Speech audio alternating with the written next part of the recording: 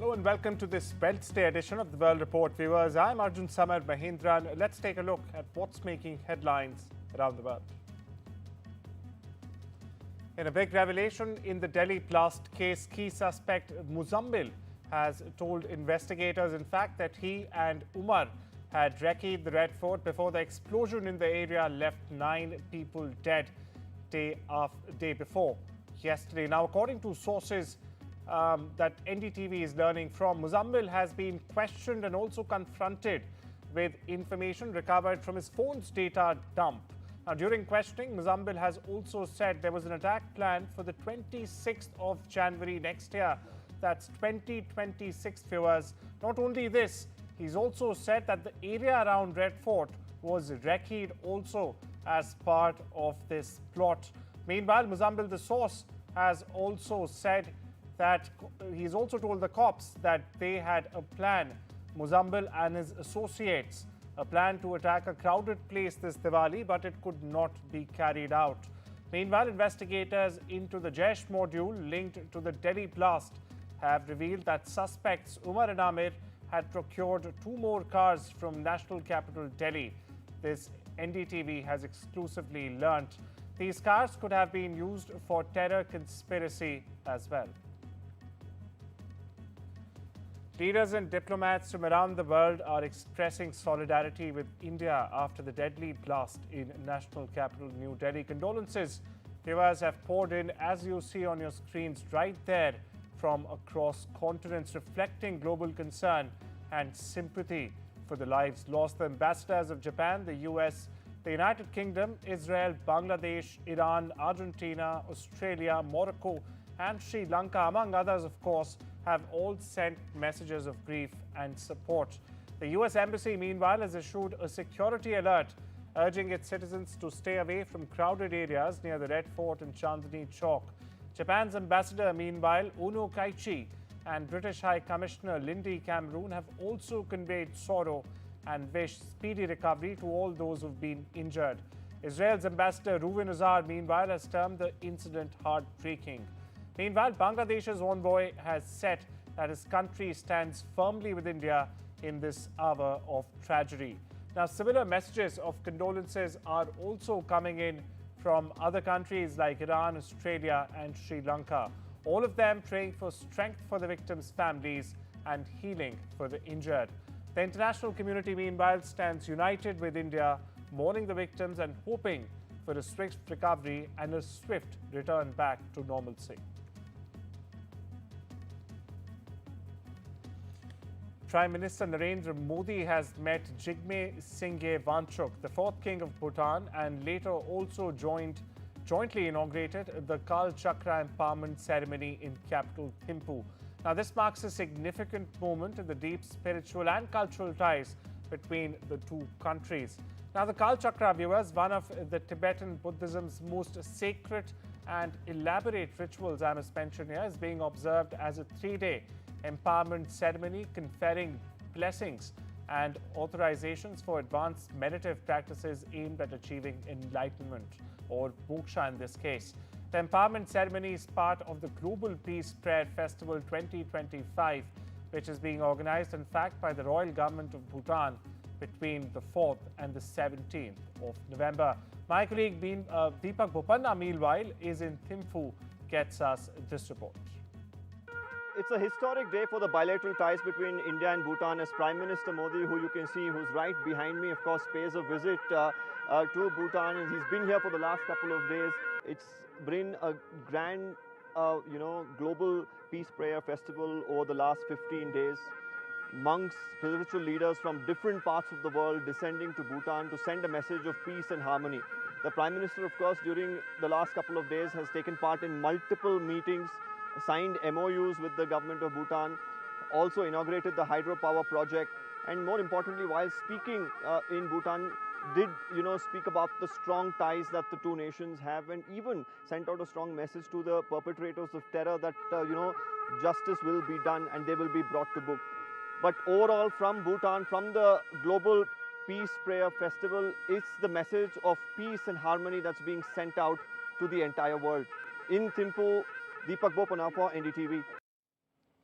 External Affairs Minister Jaishankar met with his Canadian counterpart Anita Anand on the sidelines of the ongoing G7 foreign ministers meeting in Niagara, and said he looked forward to further rebuilding our bilateral partnership.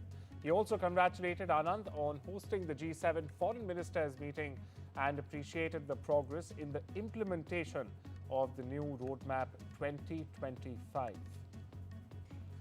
Meanwhile, over in the UK, viewers, allies of Prime Minister Keir Starmer insist he will firmly resist any attempt by Labour MPs to in fact challenge his leadership. Supporters of Keir Starmer, however, fear his position could very well also come under immediate threat, possibly as soon as after this current budget, which is, of course, due in the next 2 weeks. Meanwhile, critics in the UK are arguing that the response shows Downing Street is now in, quote, full bunker mode, warning that such defensiveness will not help the government climb out of the hole it is in.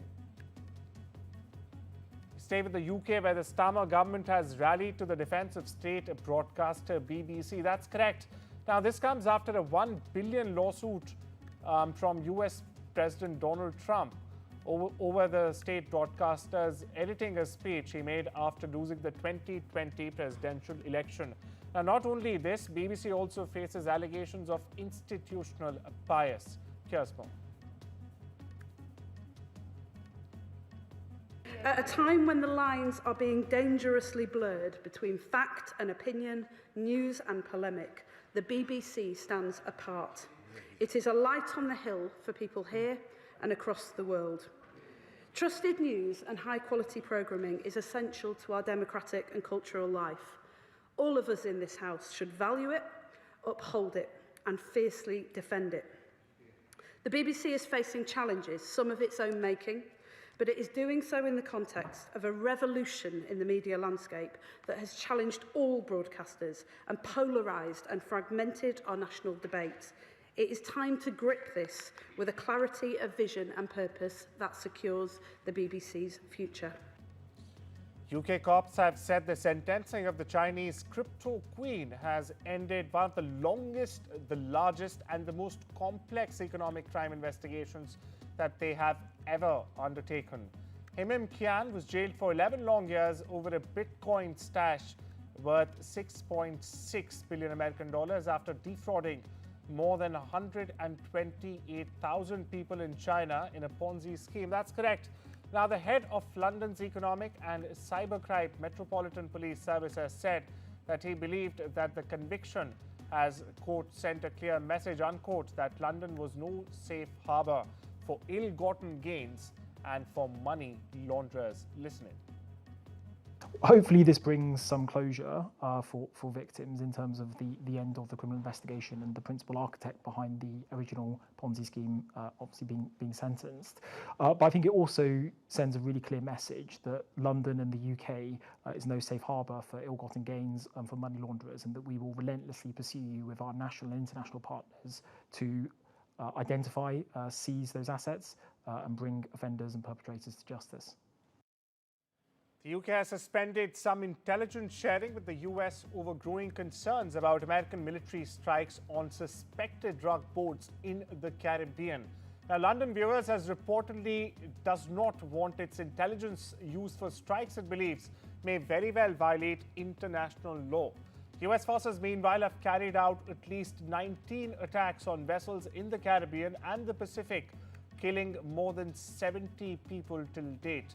The UK, meanwhile, has long helped identify drug routes in the region, but British officials now fear that those very missions are turning into unlawful military action by the US. Meanwhile, France is also voicing concerns, saying that the US operations breach international law. Not only this, it's also alleging that they risk the safety of French territories in the Caribbean. Meanwhile, Venezuela has begun extensive military exercises with the aim of safeguarding its airspace against possible foreign aggression. Now, these maneuvers come amid growing tensions and friction with Washington following the Trump administration's order to send warships to the Caribbean waters near Venezuela. We get you more. Insisto, no ha habido pausa ni habrá pausa. Nosotros seguiremos en nuestra determinación de prepararnos para defender nuestra patria en todos los ámbitos, cualquiera sea la amenaza, su intensidad, su proporción, etcétera. Cualquiera sea, y para eso, bueno, nos planteamos diversos escenarios. We shift our focus to West Asia, where lifting sanctions is a prerequisite for any negotiations between Iran and the United States and other Western countries. Iranian Foreign Ministry spokesperson Ismail Baghai has just said at a press briefing in Tehran. Now, regarding US-Iran relations, Baghai said that while the US repeatedly claims to seek negotiations with Tehran, it has repeatedly failed to take any concrete actions, now obviously lacking genuine intent to engage. He also pointed out that years of brutal sanctions imposed by the US and its Western allies also have inflicted harm on Iran, reflecting their hostility towards the West Asian country.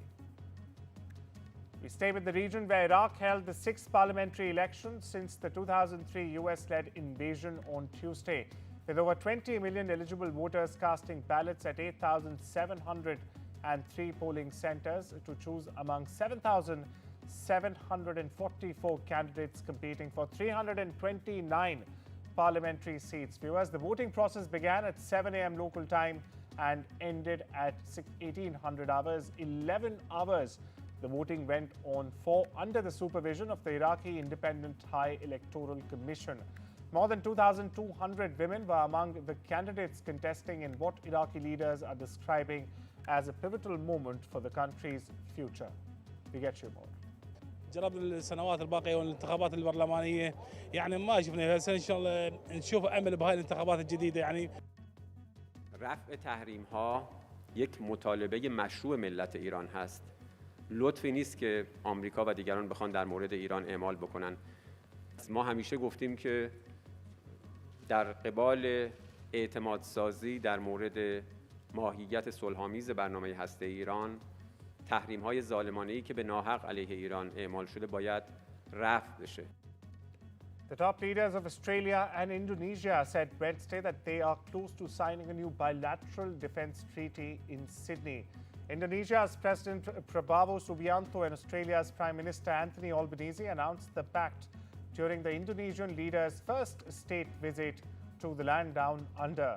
Now, Albanese said that he hoped to sign the complete treaty during a visit to Indonesia in January 2026. Here's what he said.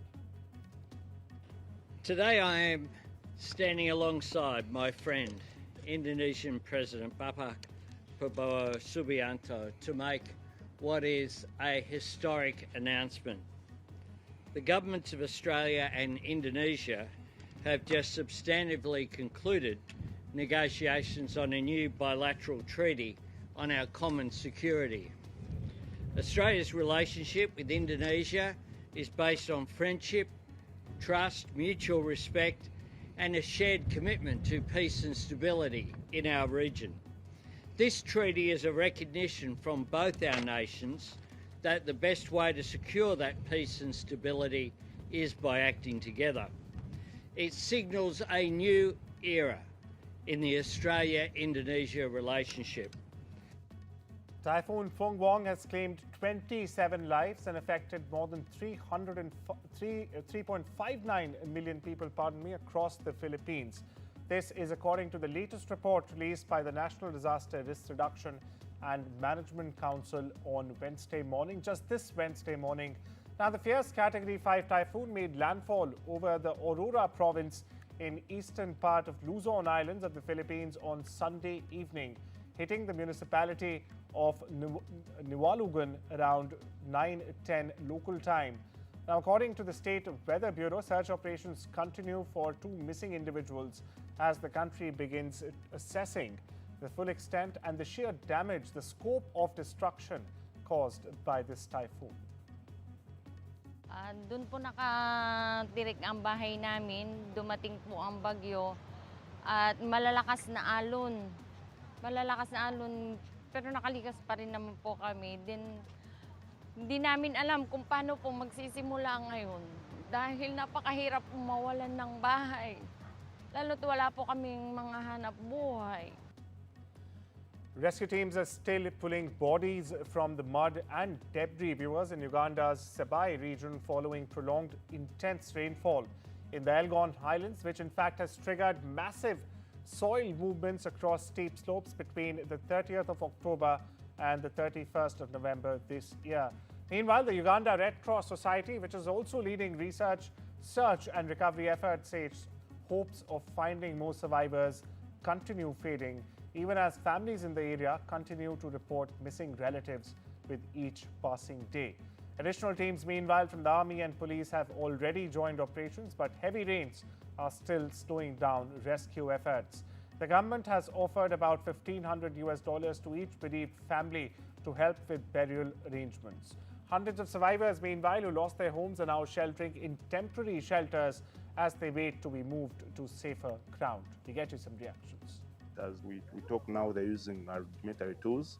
So you see that there is still some need of more manpower, because if people are saying that about 19 bodies are covered and you have so far only recovered 2, that leaves you with about 17 that have not yet been retrieved from here. But what we can commit, of course, together with our under the coordination of the Office of the Prime Minister, that we shall do whatever it takes to see that we try to recover the bodies of the families that we covered here. Demonstrators gathered on a roundabout on Bilem Street outside the Agri-Zone, a dedicated zone for agriculture outside the COP30 venue in Brazil's Belém. Viewers, it was a public demonstration after demonstrations in the previous 2 COPs in Dubai and Baku. Azerbaijan's Baku, by the way, were limited to inside the COP venue only because of the host country's restrictions against public protests. Activists, meanwhile, gathered to share stories of how exactly has industrial agriculture affected their indigenous lands and homes. It's the same people that are sponsoring this zone that are depriving millions of people around the world with the right to good, nutritious, culturally appropriate food. So we don't believe the narratives that they're pushing, and we know for a fact that this is a systemic propaganda machine that I've been putting up for many years. A rare blackout has hit the entire Dominican Republic on Tuesday, stalling traffic and paralyzing businesses in the country of nearly 11 million people. Now, viewers, officials are blaming a failure in the power grid's transmission system. However, it wasn't immediately clear what was in fact behind this massive blackout. Now, this blackout disrupted mass transit systems, including aerial cable cars and also metros in the capital Santo Domingo, where some people also disembarked from the trains and began walking through tunnels alongside the railway. Hospitals and banks and other large institutions, meanwhile, were relying on generators, but many homes and small businesses were without power. Hours after the blackout was reported, Energy Minister Joel Santos announced late in the evening that 15% of the power had in fact been restored and that the rest was gradually to be recovered.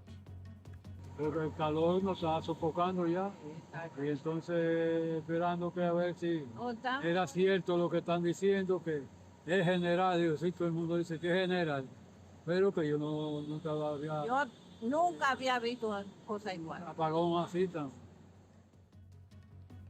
Animals at Brookfield Zoo in Chicago got a taste of winter as the city saw its first snowfall of the season, viewers. Flurries fell on Sunday across parts of the Chicago area, with large swaths of the U.S. prepared for one of the season's first blasts of wintry weather. This as temperatures dipped and snow fell in the northern plains. And we leave you with the light moment from Virginia, where U.S. Vice President J.D. Vance had President Trump laughing, in fact cracking out loud with a perfectly timed joke during his introduction. And the crowd loved it as well, so did Trump, and they believe so will you. Take a look. I want to say just a couple things. I've learned a couple things from working so closely with the President of the United States. The first thing is that he loves our nation's veterans and has committed our nation's administration to putting our veterans first every single day. And the second thing I've learned about the President of the United States is that he really hates when somebody who's speaking before him goes on for too long. And so with that in mind, I have prepared a very brief and very inspiring 1 hour and 45-minute speech on this beautiful Veterans Day out here in the cold.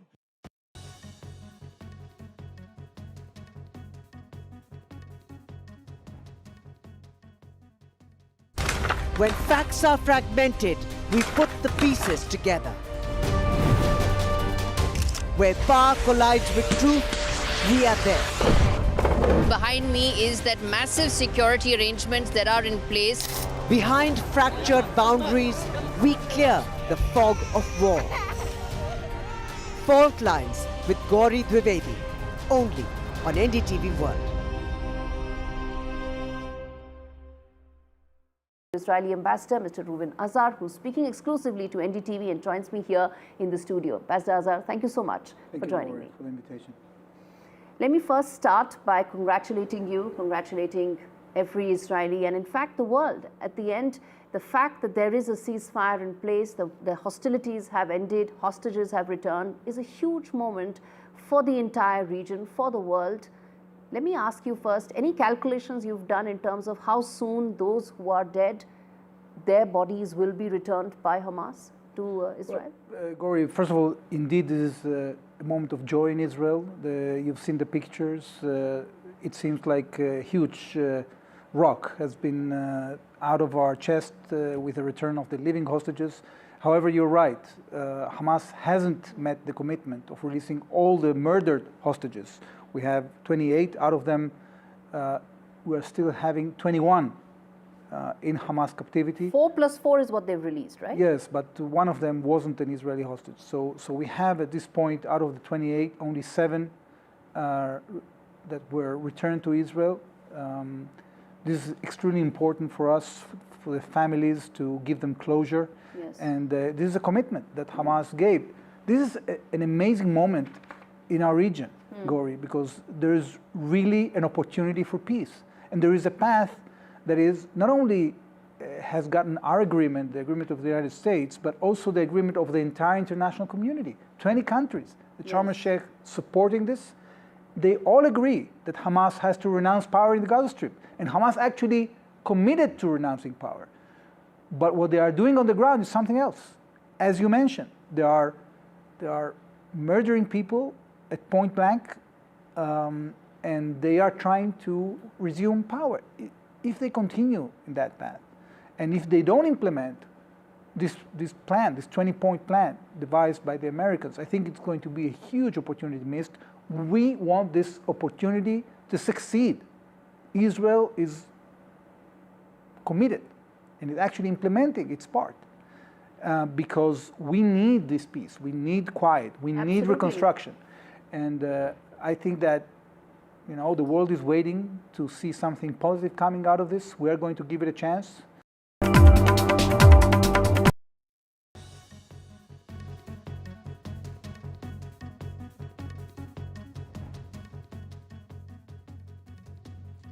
Welcome back to the World Report. I'm Arjun, Samar, Mahendran. On to updates from the world of technology and business, where Asian stocks rose on Tuesday, while gold and the Nasdaq were basking in their sharpest gains. Believe you, for months, thanks to signs, is the end to the US government shutdown was in the offing. Gold jumped by nearly 3% overnight and was comfortably above $4,100 in Asia in morning. The Nasdaq rose 2.3% to recover much of the losses inflicted last week by a bout of nerves around the valuation and profitability of AI firms. Boeing has received approval from the U.S. Aviation Regulatory Agency last week to begin the third of 5 major phases of certification flight tests for its 777-9 wide-body jet, the Air Current reported on Monday, citing sources. The aviation industry publication also added that this would mark the largest single round of evaluations for the long-delayed aircraft program, citing people familiar with its progress. And in Bangladesh, about 100 workers employed by Malaysian companies rallied on Monday to demand for unpaid wages, fair compensation, and of course an end to abuse. A Bangladeshi migrant group called the Migrant Welfare Network organized the protest right outside the Ministry of Expatriates Welfare. The protesters, meanwhile, demanded workers' welfare for 431 Bangladeshi workers being exploited by two Malaysian companies, Medi Seram and Kawaguchi Manufacturing. Now, the Migrant Welfare Board, or the network, is pushing for authorities to take immediate action and take cognizance of this matter.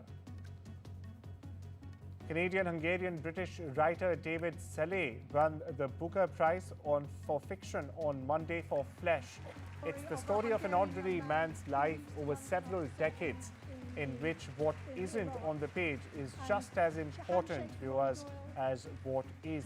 Now, the 51-year-old author beat 5 other finalists, including favourites Andrew Miller and Kiran Desai, to take the coveted Literary Award, which, by the way, also brings a £50,000 or a 66,000 American dollar payday and a big boost to the winner's sales and profile.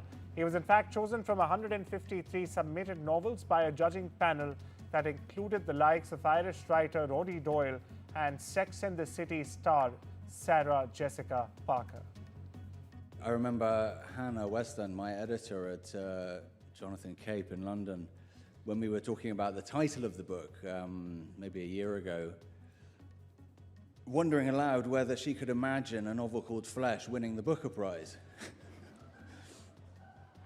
Which speaks to something risky about the title, which we felt at the time, I think, and something risky about the book itself in some ways, or unusual, certainly. Anyway, Hannah, you have your answer, I guess. And the world premiere of Now You See Me, Now You Don't. The third film in the popular High series was held in New York City on the 10th of November.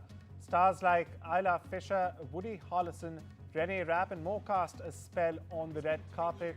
The first film premiered in 2013 and captivated audiences with its storytelling and big twists and turns it ensued. This following a group of illusionists, the crew uses their magical tricks to stage a series of heists and rights some wrongs. And well, that's all we have on this Wednesday edition of the World Report. Take care and have a wonderful day.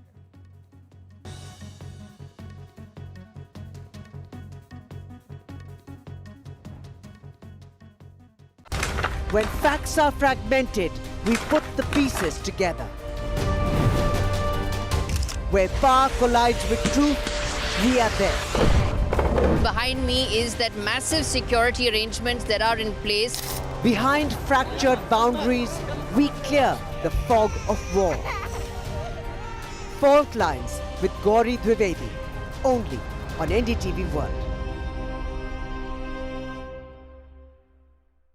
Israeli Ambassador, Mr. Reuven Azar, who's speaking exclusively to NDTV and joins me here in the studio. Ambassador Azar, thank you so much for joining me. Thank you for the invitation.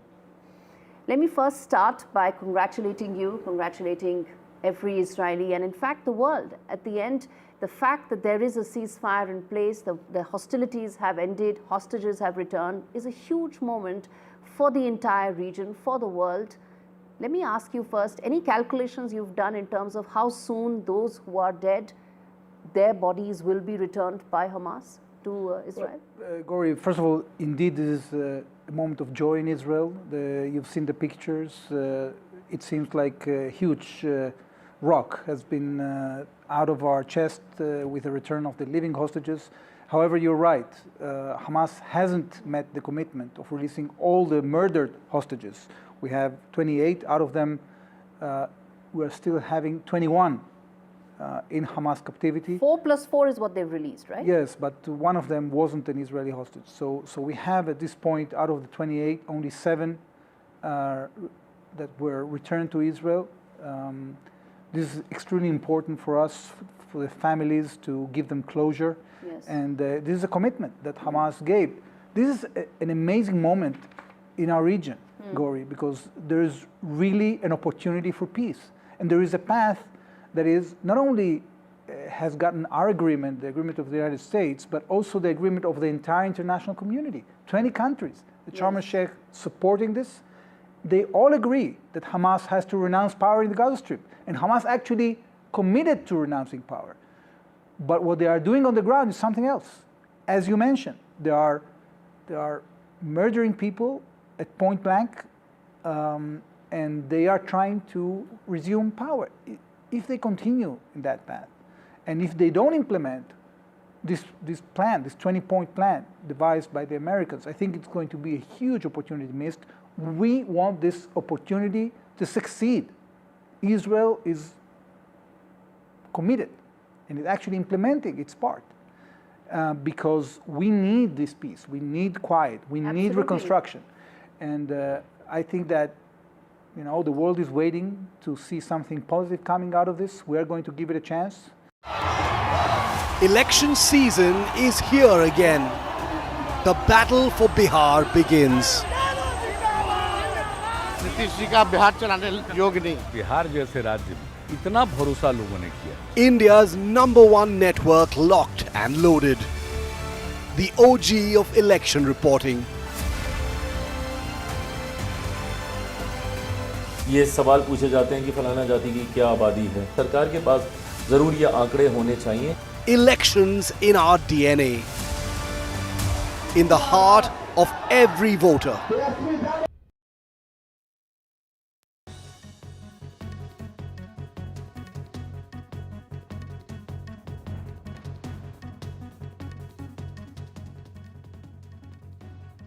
Hello and welcome to this Wednesday edition of the World Report. Viewers, I'm Arjun, Samar, Mahendran. Let's take a look at what's making headlines around the world.